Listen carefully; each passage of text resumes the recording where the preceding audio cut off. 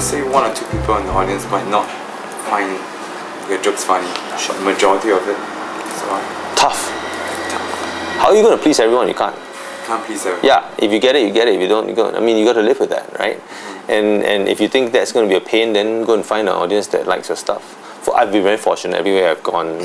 I've had very friendly reception. But I think it's a foolhardy thing to try to please everyone. If you go into, I'm going to win over 100% of these people, you're not. There are going to be people out there who are going to think you suck. There's too much pressure on yourself.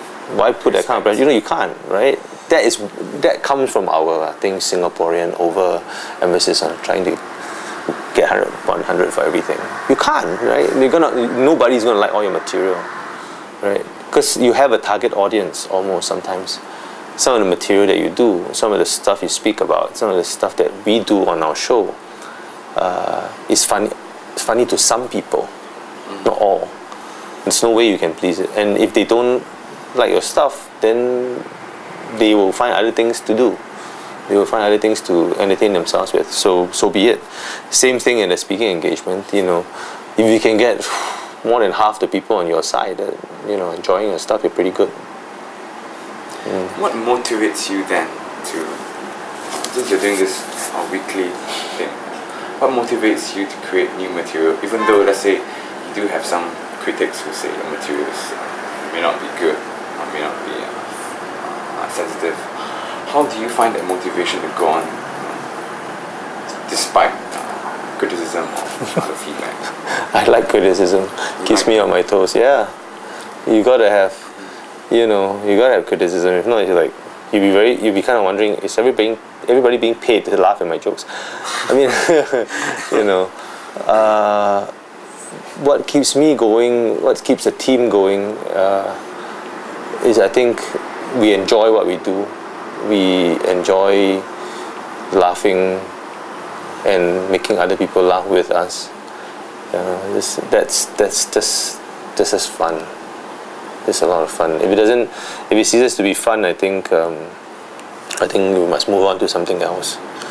So we are passionate about making people laugh. So we soldier on. We don't let these. We have we have our moments when a show doesn't really work the way we want it, for whatever reason. But it doesn't matter. Why? Like I said, develop a thick skin. Yeah, you have to. Comedy is like breathing, man. You're only as good as your last joke. That's true. You're only as good as your last joke, right? Nobody's going to come up to you and say, it's okay that you suck now, but we remember you for the old stuff that you were really funny last time.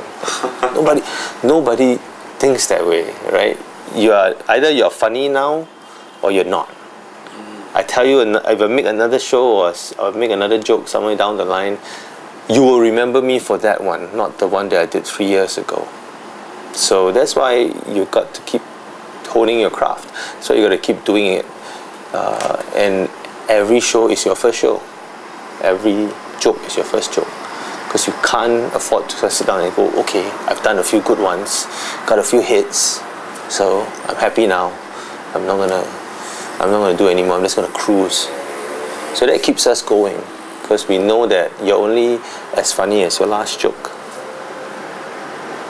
Talking about jokes, I mean, you said you were from a debating background, definitely not comedy.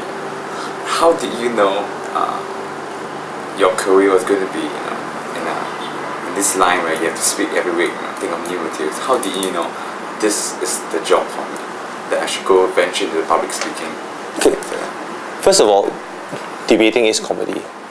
It is. If you can't make your audience laugh with your rebuttals and your wit, you're boring. But secondly, I didn't know what I was going to do. I still don't know what I'm going to do. I do what I kind of stumbled into what I did. All the stuff I've done so far, I've kind of wandered into it, and it's fun. This looks like fun. We'll try it. So I started out 13 years ago writing online, funny stuff. then later on we did the podcast, the first few podcasts. Yeah, that was pretty fun. That's funny. People liked it. iPod. Yeah, we did it on an iPod, man. That was the first one was just recorded. We were just talking rubbish on the iPod. If I listen to some of the audio shows, I find bits of it funny, but I just realized that, gosh, we had such a great audience and forgiving audience then. This material is just like lame. But we had a lot of goodwill and people liked us, so we got away with it in the early days without scripts, just riffing. But that's part of the process, right? You got to, you try stuff, it doesn't work, you try something else. Oh, that works. We try some more of that works. Then we fine tune it. Then we say, okay, we try something new because we can't keep doing the same stuff. And we try something else. So, it's always been about experiments and throwing something at a wall and seeing what sticks, right? And so we've done writing, we've done podcasting, I've done some public performance, I've done a few, and we've done video. All this stuff is trying all these different experiments with content to see what sticks and what works and what makes us happy. But you don't really know what you're going to do. You never don't wake up one day and say, I'm going to be, this guy that makes podcasts for a living or makes online radio and video shows for a living out of our little studio. You don't make such plans. At least for me, I didn't do that. Yeah, I thought I was going to be a teacher at one point.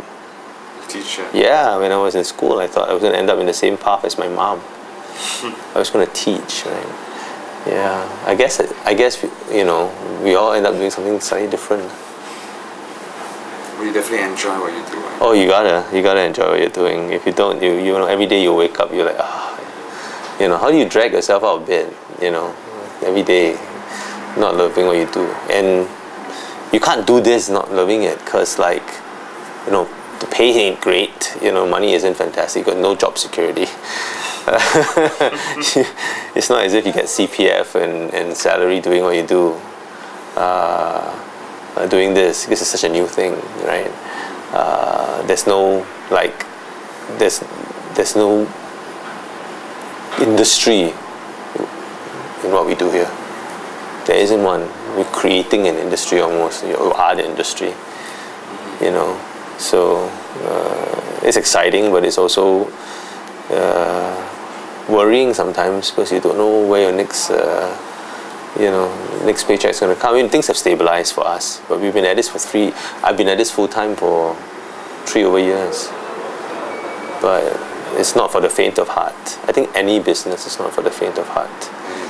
Yeah, it's all about just taking that plunge and taking the,